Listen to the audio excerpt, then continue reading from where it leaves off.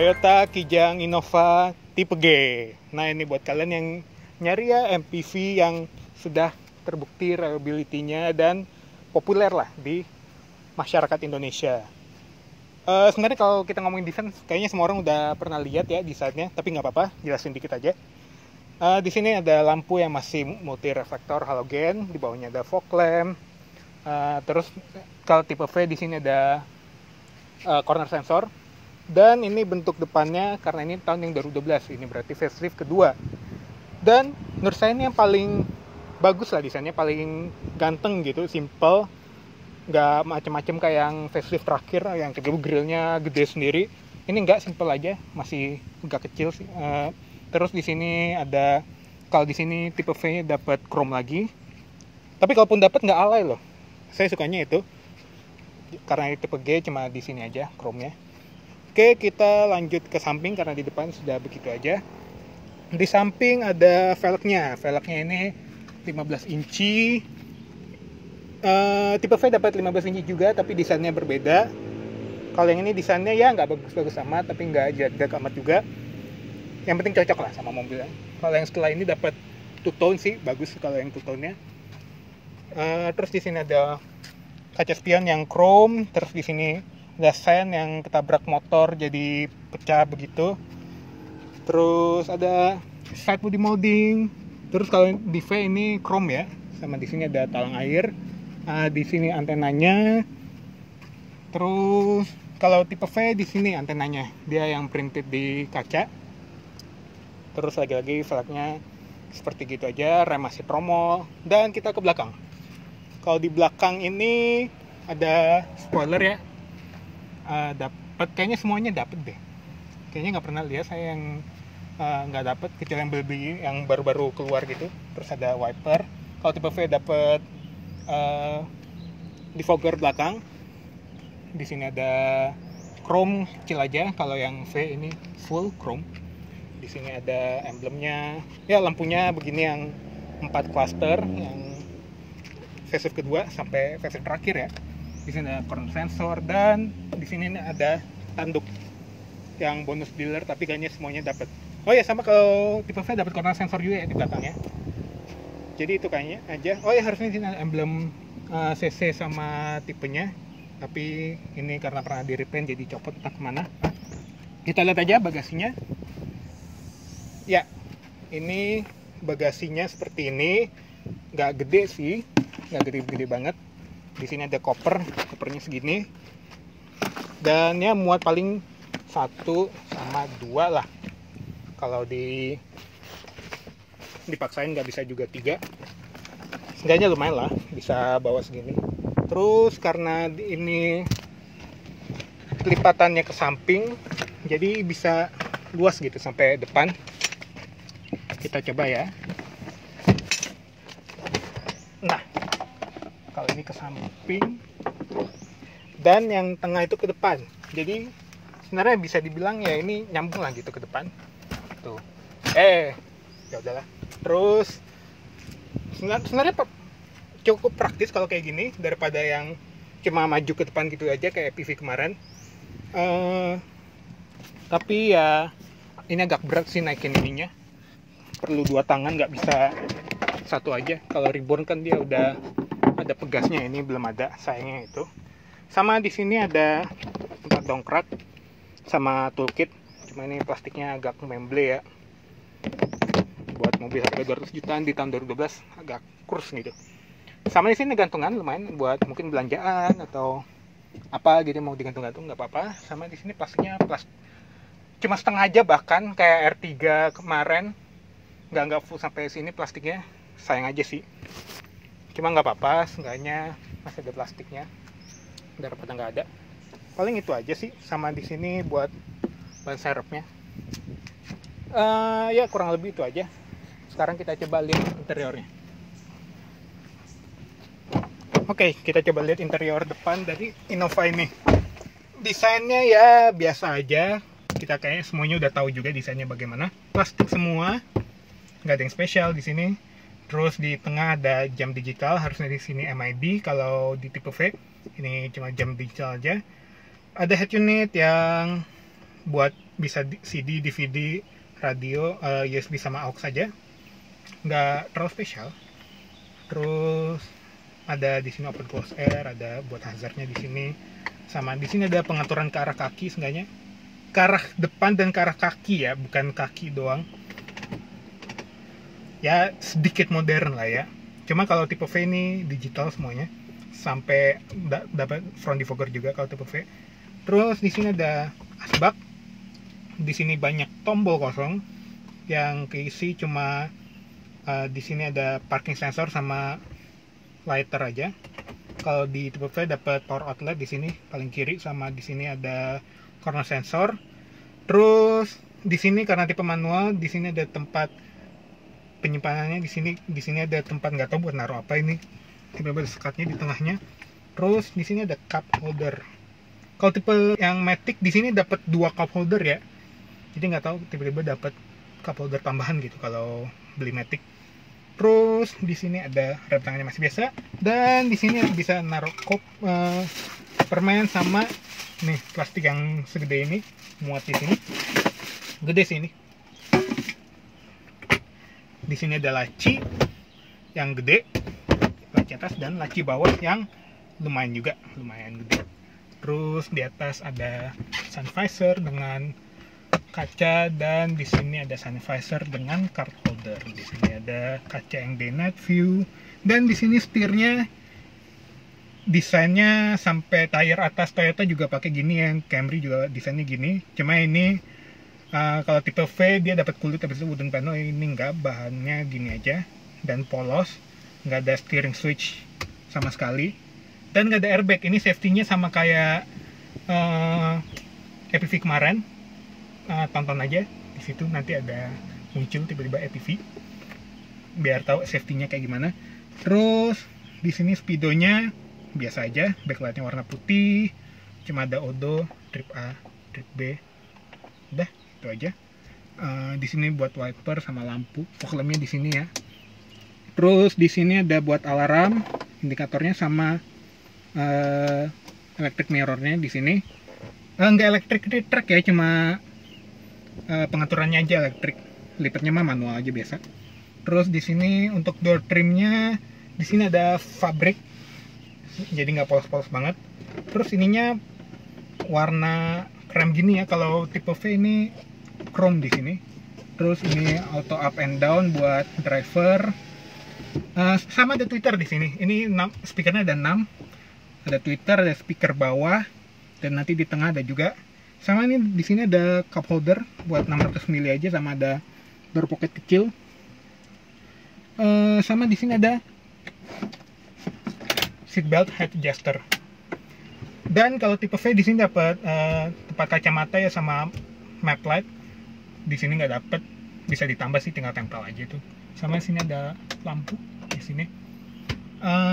Paling itu aja. Oh ya, nggak ada grab handle di sini, cuma ada di kiri, nggak kayak Previa kemarin yang ada di driver juga. Oke, itu aja paling. Oh ya, buka tangkinya di sini ya, di bawah sini, sebelahan dengan kap mesin. Jadi kalau belum biasa, emang kadang kebuka kap mesinnya lagi mau ngisi bensin gitu, terus kayak harus nutup lagi gitu. Oke, paling itu aja di depan. Kita coba ke belakang.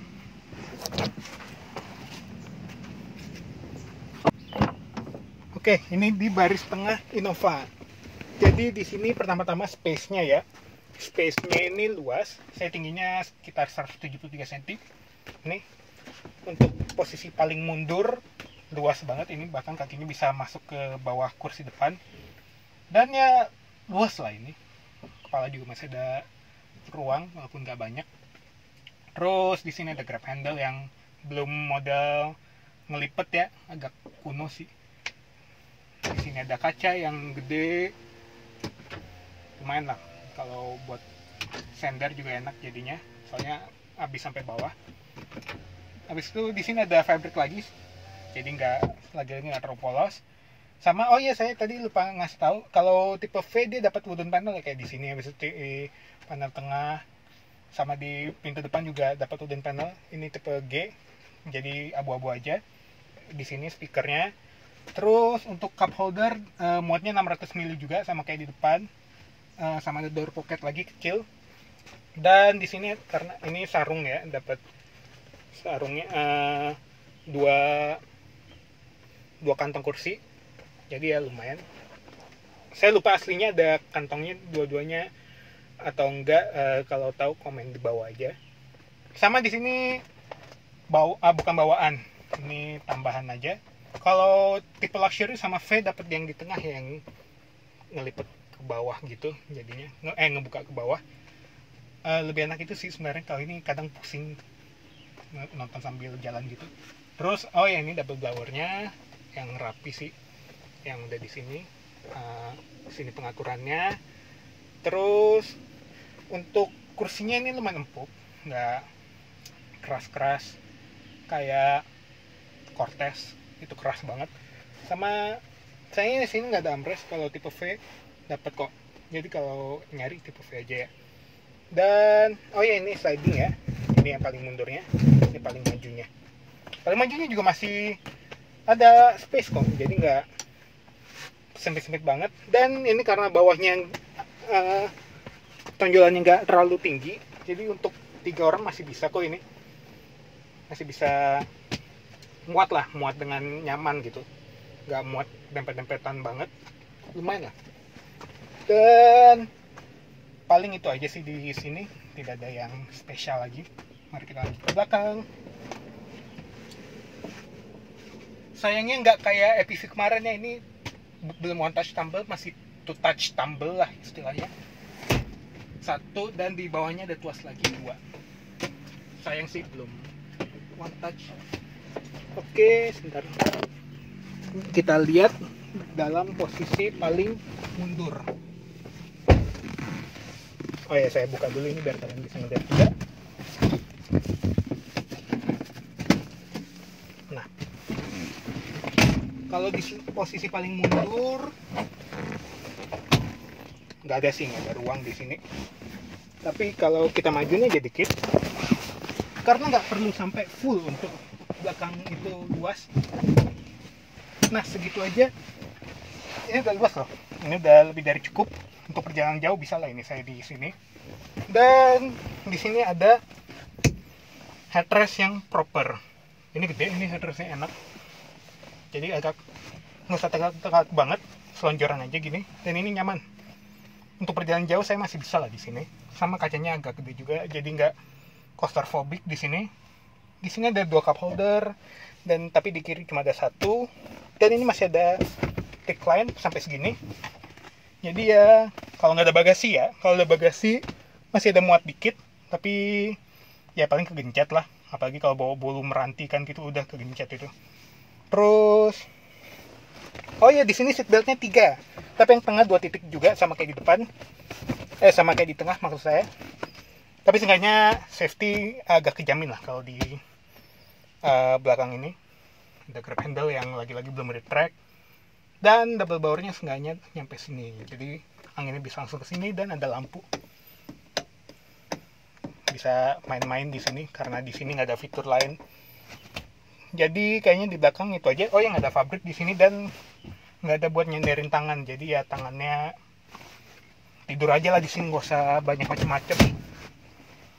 Itu aja paling di sini. Kita lanjut bawa mobilnya aja.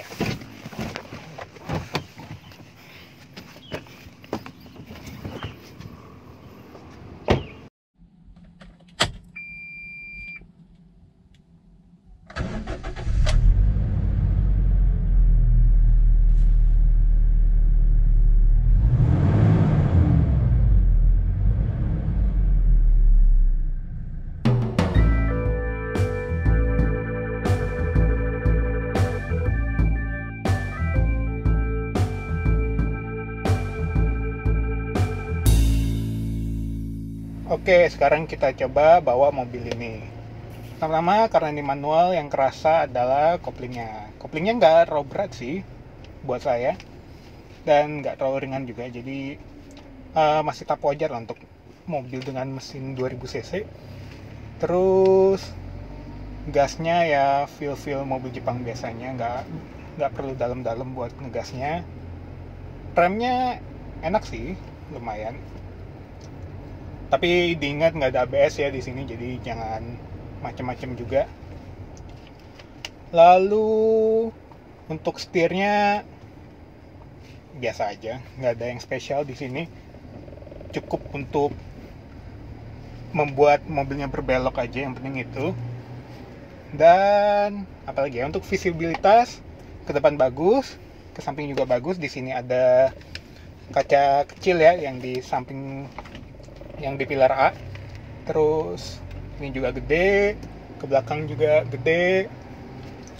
Visibilitas nggak ada masalah, cuma mungkin agak yang ke depannya aja ya kalau misalnya agak pendek. Cuma ini ada height adjusternya kok, jadi masih bisa diatur ketinggiannya. Cuma masanya height adjusternya puter gitu, saya sih nggak terlalu suka ya, jadi agak kurang enak aja gitu naik turunnya. Lalu untuk suspensinya sebenarnya cukup nyaman sih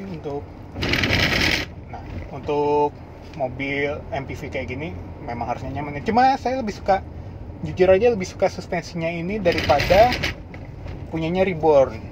Punya Reborn itu kayak terlalu ngayun gitu, ngangguk gitu kalau ngerem atau start stop gitu di kemacetan, gak enak gitu, pusing gitu rasanya.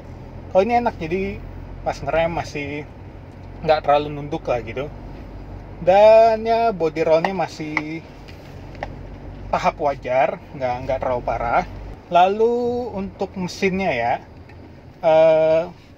mesinnya sendiri spesifikasinya ada di samping sini, di samping saya bisa dilihat.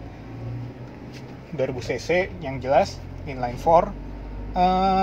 Tenaganya sih nggak terlalu gede untuk standar 2000 cc, dan itu bikin boros sih. Ini kalau saya bolak-balik Jakarta Depok aja itu bisa seperempat tangki. Tadi itu kayak cuma 40 kiloan lebih gitu. Boros sih ini. Dan kalau di tol juga agak boros. Saya nggak ada MID ya, jadi nggak tahu berapa kilometer per liter ini tepatnya. Tapi untuk perbandingan, saya pernah ke Solo pakai R3. Itu dari Jakarta full Pertamax, dan nyampe sana masih ada sisa dan bisa untuk beberapa hari keliling Solo. Kalau ini ya di tengah jalan harus ngisi lah gitu, jadi emang boros sih ini. Nggak ada ISOFIX juga, belum ada, jadi kalau bawa child seat ya cuma pakai seat belt aja paling. Dan perlu diingat lagi, tidak ada airbag, jadi sangat diusahakan jangan sampai kecelakaan di mobil ini. Cuma ada side impact beam. Terus kembali lagi ya ke mesinnya ya. Kalau dibandingkan Reborn, menurut saya ini lebih punchy gitu. Mungkin karena bobotnya juga lebih ringan ya. Jadi kita coba ini dari gigi 2, dari sekitar 10 km per jam.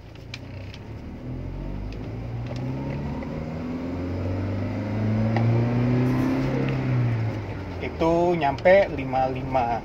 Ya nggak terlalu cepet, tapi cukup untuk warga Indonesia. Untuk soal reliability sebenarnya nggak usah ditanya ya, ini aja dipakai buat banyak travel di Sumatera, mau diesel ataupun bensin. Terus untuk audionya coba kita denger ya sekarang ya. Jadi ini tuh dari CD, saya muternya dari CD. Sebenarnya kualitasnya itu menurut saya agak kurang ya. Coba kalian bandingin sama EPV deh, EPV yang kemarin kami review. Ini agak jauh sih. EPV itu kayak selevel, nggak selevel, mah bisa 2 atau 3 level lebih tinggi daripada ini. Head unitnya masih head unit bawaan juga ini, semuanya speakernya bawaan. Kurang sih untuk soal audionya. Dan untuk peredaman kabinnya ini juga kurang. Kalau misalnya dibandingin R3 yang baru, yang sport, bagusan itu. Tapi kata orang katanya tipe V lebih bagus sih. Saya jujur aja belum begitu notice, soalnya pernah naik V tapi itu pun bentar aja, jadi nggak terlalu notice. Mungkin kalau tahu ada pengalaman dengan Innova tipe V bisa sharing di bagian bawah ya. Paling saran aja sih kalau nggak tahan sama borosnya, cari yang diesel aja. Tapi cari yang Matic ya, soalnya Matic lumayan beda di torsinya lebih gede. Ya untuk overtaking lah, torsi itu enaknya. Apalagi belinya dapetnya tipe V gitu, lengkap banget sih kalau dapat tipe V terus diesel. Udah nggak usah ganti mobil 1000 tahun juga bisa kali, udah all in one itu. Sekarang kita coba radius putarnya. Sebenarnya radius putarnya nggak terlalu gede sih untuk mobil ukuran ini, ya biasa aja lah. Ini saya nggak ambil ancang-ancang ya, untuk di jalan 2 lajur keambil kok. Nah, bisa sekali putaran, nggak perlu 3-pointer.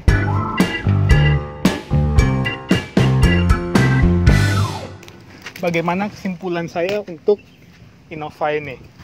Jadi ya, dari fitur-fiturnya minim, terus desainnya yang oke menurut saya, nggak tahu menurut kalian gimana.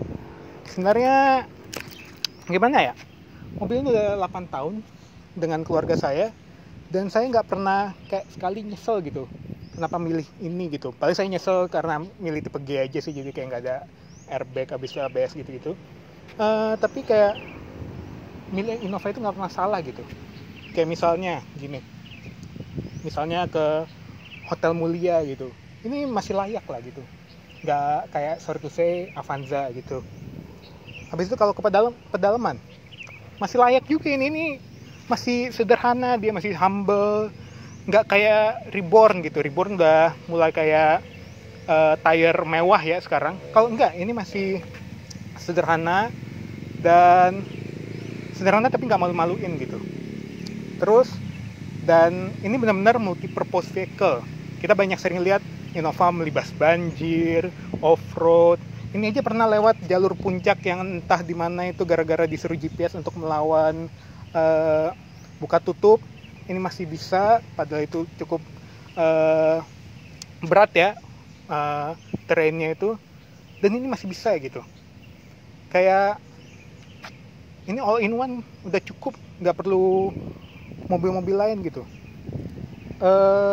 Pokoknya kalian kalau mau milih Innova itu nggak bakal nyesel deh. Kayak misalnya milih CR-V, aduh kok nggak merek yang lain aja gitu. Nggak, Innova ini nggak bakal nyesel, nggak bakal rugi juga. Pasti puas lah di akhirnya. Dan saya aja kalau misalnya disuruh jual ini, saya nggak mau gitu. Dan jangan ada yang nego lagi ya di bawah, saya nggak bakal jual ini. Tapi ya itu, sesuai dengan tagline-nya sih, Kijang Innova itu memang tiada duanya. Inilah Toyota Kijang Innova.